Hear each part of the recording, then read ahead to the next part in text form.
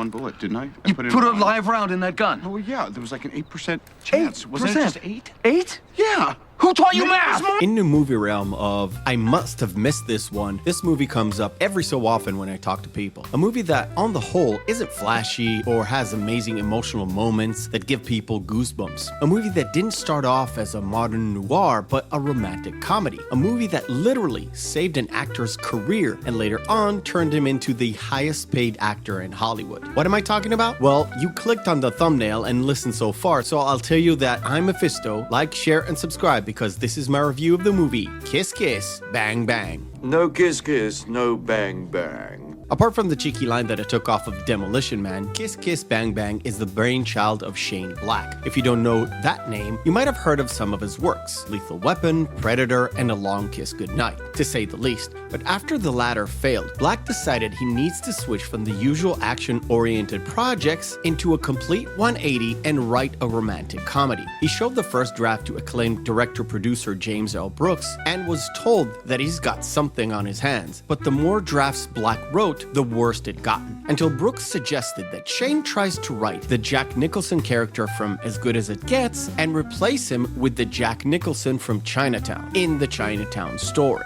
That is a very interesting suggestion. But this led Black down the path of writing a script that combines old paperback noir stories and modernize them to today, which, if you haven't seen LA Confidential, is a step forward, since LA Confidential was shot modernly but set in the past, and Kiss Kiss Bang Bang is a full-on modern noir.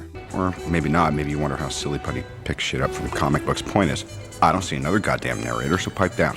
The story is told through the eyes of Harry Lockhart, a thief who manages to become an actor in Hollywood and finds himself attached to a real private detective to study him for a movie role. To add to the mix, at the party where Harry and Gay Perry meet, Harry manages to defend a girl from being sexually abused, and it turns out to be a long-lost friend of his from back home. Harry Lockhart, are you gonna recognize me or what? God, Embry, Indiana. Things get really messed up as Harry joins Perry on a stakeout that goes horribly wrong, and the two find themselves embroiled in a murder mystery case that goes beyond the scope of a simple surveillance. But when some things that seem unconnected suddenly become complicated and interconnected, involving Harmony, the girl from back home, her sister, and a whole lot of dead bodies piling up. First, you have to wrap the body. Okay. Second, you've got to find the gun. Say this with me. Find the gun. Find a gun. Find a gun. By reworking the script, Shane Black added the character of the gay detective, Val Kilmer's character, and more on that a little bit later, and he transformed the story into what it is today. But the studios did not want to make this movie until the producer, Joel Silver, stepped in and told Shane that this movie would be made. And of course, this is where fate stepped in. For the role of Harry, there were a few candidates, but Joel Silver's assistant, Susan Levine, brought it to her then boyfriend and now husband, Robert Downey Jr., who really liked the script. You have to remember, Downey back then was a completely blacklisted actor after many drug arrests and a stint in prison. But Black and Silver took a chance on him, and he professed till this day that this is his favorite role. And to add to that fate, another acclaimed director saw the film and really liked Downey in it. His name is Jon Favreau, and the rest is history. Kiss Kiss Bang Bang, which is, I think, in some ways the best film I've ever done. It came out and it bombed, but Jon Favreau saw it.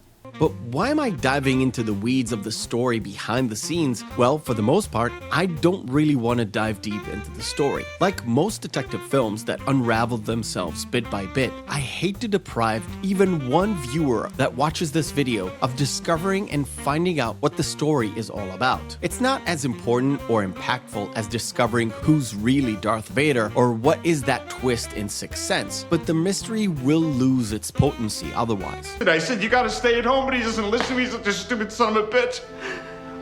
I kills him, didn't I? What I do want to talk about are the performances. Robert Downey Jr. carries this movie on his back. He is both the main hero and the narrator of the film, very much in the vein of a noir story. And with a heavy dialogue workload, does a great job of embodying Harry Lockhart, a man that puts on a facade that fools just about everyone who is not a total moron. But in many cases, he's just outmatched, outgunned, and outwitted. And this is where Downey's inner comic works its way through. If you've only seen the recent RDJ movies like Iron Man, Sherlock, or Dr. Doodle, you'll see the beginning of this particular RDJ in those roles, with a little bit of variation, of course, with the Harry Lockhart character. Honey, put me on the list. I'm gonna drop by. I'm gonna see if I can, stir up the kettle, stick out my hat, and see if anyone shoots at it. Another great performance of the movie is Val Kilmer's gay Perry. Shane Black purposefully wrote the character as a gay man because in all the years of writing action heroes, he knew none of them could be gay. This is his way of normalizing the role and let us see a gay man having the upper hand, busting through doors and saving the day. And this is exactly what Val Kilmer brought to the table. He played Perry, the private detective, as straight as possible. And whether he was gay or straight didn't really interfere with his work. And you wouldn't even know about it unless he had those lyrical jabs between him and Harry. And maybe a kiss or two. 5 years. Still gay? Me? No. I'm meat-eating pussy. I just like the name so much, I can't get rid of it.